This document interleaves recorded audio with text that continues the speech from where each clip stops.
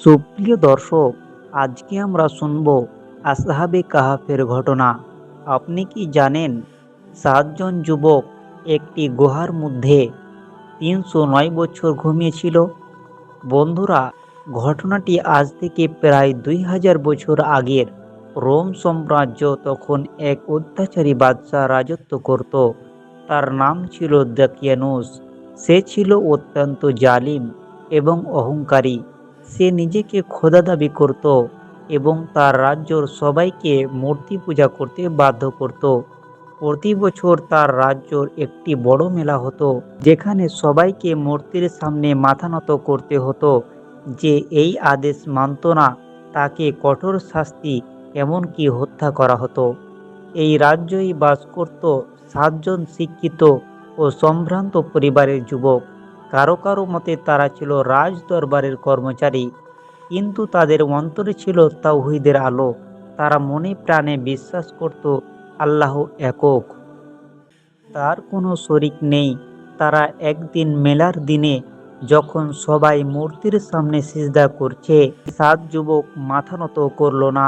তাদের এই অবৈধতার খবর বাদশাহ দাকিয়ানুসের কাছে পৌঁছে গেল। বাদশাহ তাদের ধরে আনলো। বাদশাহ বলল, তোমরা কি আমার খোদাকে মানো না? তোমরা কি আমার কথা শুনবে না? তখন সেই যুবকেরা অত্যন্ত সাহসের সাথে বলল, আমাদের রব তো আসমান ও জমিনের রব। আমরা কখনো তাকে ছেড়ে অন্য কোনো মাবুদের ইবাদত করব না। তাদের এই ইমানি জবাব শুনে বাদশাহ রেগে আগুন হয়ে গেল। কিন্তু যেহেতু তারা ছিল সম্ভ্রান্ত পরিবারের, তাই বাদশাহ তাদের ৩ দিন সময় দিল।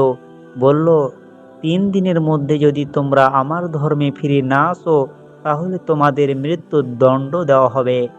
যুবকেরা বুঝতে পারল এই জালিম বাদশাহ রাজ্যর থেকে ঈমান বাঁচানো সম্ভব নয়। তাই তারা রাতের অন্ধকারে শহর ছেড়ে পালানোর সিদ্ধান্ত নিল। তারা আল্লাহর উপর ভরসা করে পাহাড়ের দিকে রওনা দিল। পথে তাদের সাথে একটি কুকুরও চলতে শুরু করলো। তাফসিরে তার নাম কিতমির বলা হয়েছে। তার কুকুরটিকে তাড়িয়ে দিতে চাইলেও কুকুরটি তাদের পিছু ছাড়ল না, যেন সেও ইমানদারের সাথী হতে চায়। হাঁটতে হাঁটতে তারা একটি বড় পাহাড়ের কাছে পৌঁছালো এবং সেখানে একটি প্রশস্ত গুহা দেখতে পেল। তার নাম ছিল কাহাফ। তারা সেই গুহার ভেতরে আশ্রয় নিল। গুহায় ঢুকে তারা আল্লাহর কাছে দোয়া করল যে, হে আমাদের পালনকর্তা, আপনি আপনার পক্ষ থেকে আমাদের রহমত দান করুন এবং আমাদের কাজকে সঠিকভাবে পরিচালনা করুন। আল্লাহ তাদের দোয়া কবুল করলেন। আল্লাহ তাদেরকে এমনভাবে ঘুম পাড়ালেন যে সূর্যের আলো তাদের কষ্ট দিত না। সূর্য যখন উদিত হতো, তখন তার আলো গুহার ডান দিক দিয়ে চলে যেত, এবং যখন অস্ত যেত, তখন বাম দিক দিয়ে চলে যেত। এইভাবে গুহার ভিতরে আলো বাতাস ঠিক থাকতো, কিন্তু সরাসরি রোদ তাদের গায়ে লাগতো না। আর আল্লাহ তাদের মাঝে মাঝে ডান কাতে ও বাম কাতে করিয়ে দিতেন, যাতে তাদের শরীর মাটির সাথে পচে না যায়। আর তাদের কুকুরটি গুহার মুখে তার সামনের ২ পা বাড়িয়ে বসে পাহারা দিচ্ছিল। এ অবস্থায় তারা ঘুমিয়ে থাকলো। ১ বছর নয়, ২ বছর নয়, পুরো ৩০৯ বছর। ৩০০ বছর সৌর বছর হিসাবে এবং ৯ বছর চন্দ্র বছর হিসাবে বেশি। ৩০৯ বছর পর আল্লাহ তাদের জাগ্রত করলেন। তারা জেগে এক অপরকে জিজ্ঞেস করতে লাগলো, আমরা কতক্ষণ ঘুমিয়েছি? কেউ বলল একদিন, কেউ বলল একদিন, কেউ বলল অর্ধেক দিন। কারণ তাদের মনে হচ্ছিল তারা সকালবেলা ঘুমিয়েছিল আর এখন বিকেল। তাদের খুব ক্ষুধা পেল। তারা বলল, আমাদের একজনকে শহরে পাঠাও।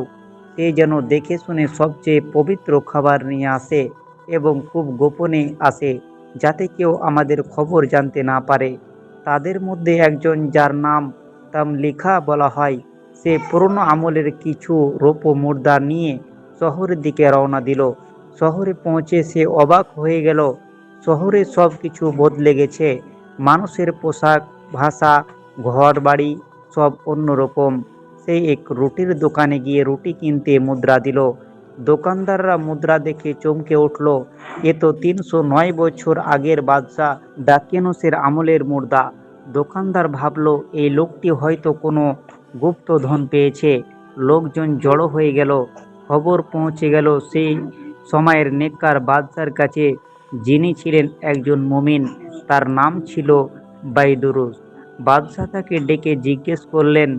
তামলিখা তখন পুরো ঘটনা খুলে বলল। বাদশাহ এবং শহরের সব মানুষ সেই গুহার দিকে ছুটে গেল। গিয়ে দেখলো সত্যি সেখানে আরো ৬ জন যুবক বসে আছে।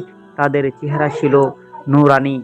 তারা বুঝতে পারলো আল্লাহ কিভাবে তাদের ৩০৯ বছর ঘুম পাড়িয়ে রেখেছিলেন। এটি ছিল আল্লাহ কুদরতের এক বিরাট নিদর্শন। এটি প্রমাণ করে যে আল্লাহ যেমন ৩০৯ বছর পর মানুষকে জাগাতে পারেন, তেমনি মৃত্যুর পরও তিনি মানুষকে আবার জীবিত করতে পারেন। কিছুক্ষণ কিছুক্ষণ পর আল্লাহ তাআলা আবার তাদের মৃত্যু দান করলেন। পরবর্তীতে সেই গুহার মুখে একটি মসজিদ নির্মাণ করা হয়। প্রিয় ভাই বোনেরা, এই ঘটনা থেকে আমাদের শিক্ষা হলো যে ঈমান বাঁচানোর জন্য যদি প্রয়োজন হয়, দুনিয়ার সব কিছু ত্যাগ করতে হবে। আর যে ব্যক্তি আল্লাহর জন্য ত্যাগ করে, আল্লাহ স্বয়ং তার হেফাজত করেন। তাই প্রতি জুমার দিন সূরা কাহাফ তিলাওয়াত করুন। তো সুপ্রিয় দর্শক, এই ছিল আজকের আমাদের আসহাবে কাহাফের ঘটনা। তো সুপ্রিয় দর্শক, এইরকম নিত্য নতুন ইসলামিক কাহিনী শোনার জন্য আমাদের এই চ্যানেলটিকে সাবস্ক্রাইব করে পাশে থাকুন।